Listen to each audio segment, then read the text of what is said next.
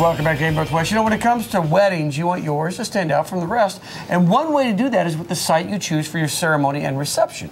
Here to tell us about a unique venue, we welcome from the Troutdale House, Laura Burles. Nice to have you here. Hi. Nice to be here. Nice to have you. The Troutdale House, that's a huge facility. It is. It's 8,370 square feet, and the nice thing about it is we call it the Troutdale House, but it's not really a house because obviously it's 8,370 square feet. Yeah. But it does hold 200 people, but it can also hold small groups like 30 people, and you don't feel like a little fish in a huge pond. You can break them up, but in terms of a large wedding, one of the things that I think is unique too is you give families an awful lot of time in the facility to prepare, to plan, to practice.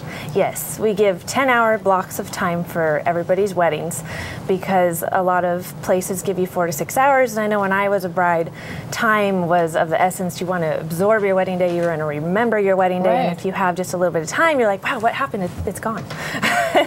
We just saw a number of, you have different sites that people can get married in, right? We do.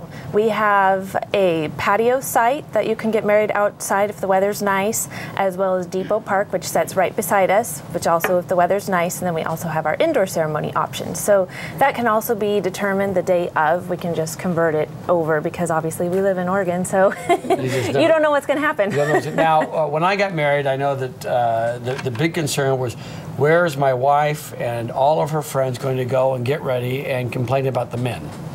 Yeah. Yes. So what kind of bride's room do you have? We have, I'm not sure if it's the largest in the Northwest, but it is a 900 square foot bride's room, and it has a nice lounge on one side, and then the other side has full-length mirrors, a lot of plug-ins for curling irons, extra air conditioning, a steamer for dresses. Oh, great.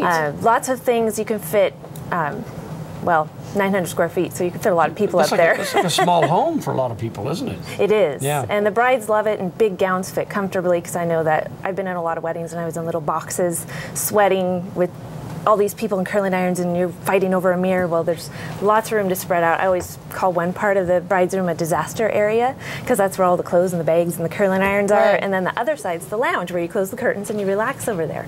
And that's usually where they go up and sign their marriage certificate and get really nice photos. You include so much, I mean, like the audio setup, which oftentimes is one of the biggest. It can be the worst mistake people make when you can't hear.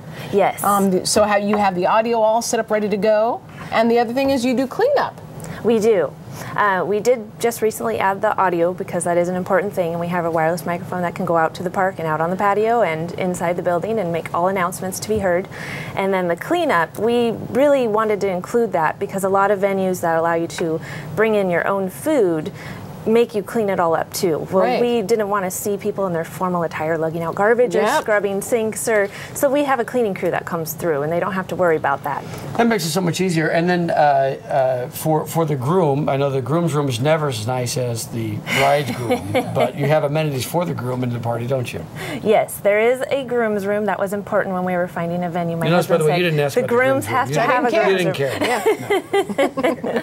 It's all about the bride. Is that the game room? And the game, yeah, but that's because once the man puts the tux on, that's it. It takes 10 minutes. They're done. They're nervous. They're jittery. So there's a game room conveniently right next to the groom's room, so they can play pool, they can play foosball and air hockey, and it takes the pressure off of them because they're having fun and they're not thinking that they're going to say their vows in front of 100 or 200 of their closest friends and family. And do you have places set up for great photos that people can take? You know, get the photos either before the wedding or after the wedding.